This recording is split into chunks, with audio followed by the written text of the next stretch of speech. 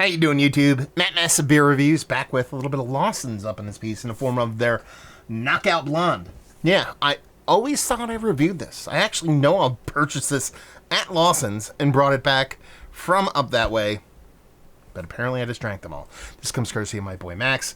Let's see, here it says it's a 5% alcohol by volume blonde that packs a zippy punch of hop aroma. This brew features a flavorful blend of North American malts and is fully loaded with Cascade and Centennial hops. Let's dive in this sucker. Well, 5% blonde. Kind of in the mood. So we'll see what's what. Ooh, that's nice.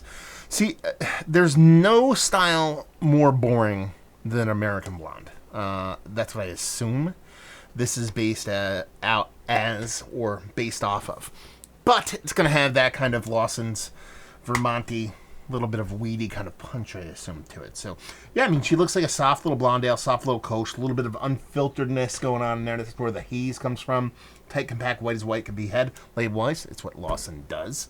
And, yeah, so looks the part of a little itty-bitty beer. Let's get a nose. Yeah, I mean, there's not a huge amount of hops in the nose. It's not wanting for hops. It's not missing hops, but it's not like a 2x4 to the face. 5% blonde ale, you're not expecting that. But you get this nice, soft kind of sweetness. This kind of just elevated above kind of Pilsner malt kind of sweetness.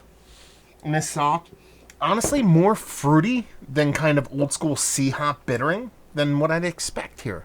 Yeah, a little bit of a kind of fruit salad, fruit salad, actually. That's what it's fucking called. Fruit salad, kind of run the gamut. Kind of fruitiness to it. A soft little bittering. Yeah, smells quite nice. Let's dive in. Cheers.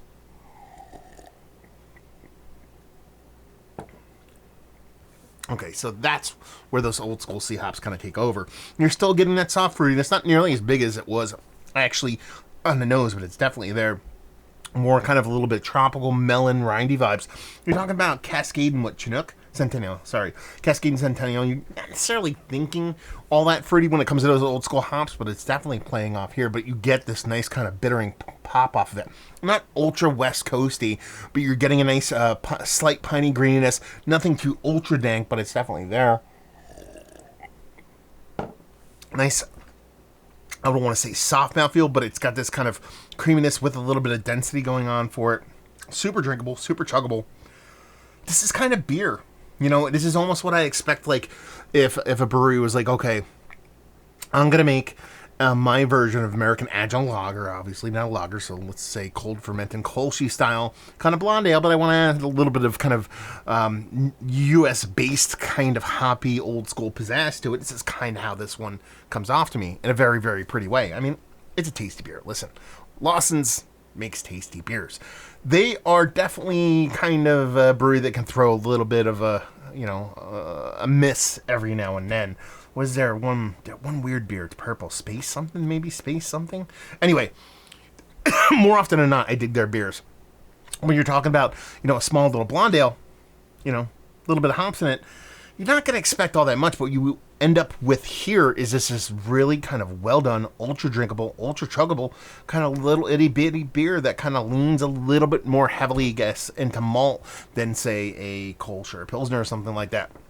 And is not nearly as bittering as you'd expect it to be off the label, but it's just tasty AF. I mean, this is beer chugging beer. This is the kind of stuff that I want to drink on a hot summer day. It's fall, but I'll make do. So yeah, absolutely tasty stuff. Let's talk about it. Is this one of the better blonde ales that I had as of late? It's going to default almost to the top because, I mean, American blonde ales, like I said, are at the beginning, is one of the most boring styles in the history of mankind. This is pizzazzed up to where it barely resembles the kind of BJCP definition of a blonde ale. But, hey, I'll call it a blonde. Put it at the top. Tasty AF. Value and availability, I don't know on this. I don't know if it leaves the brewery. Let me see.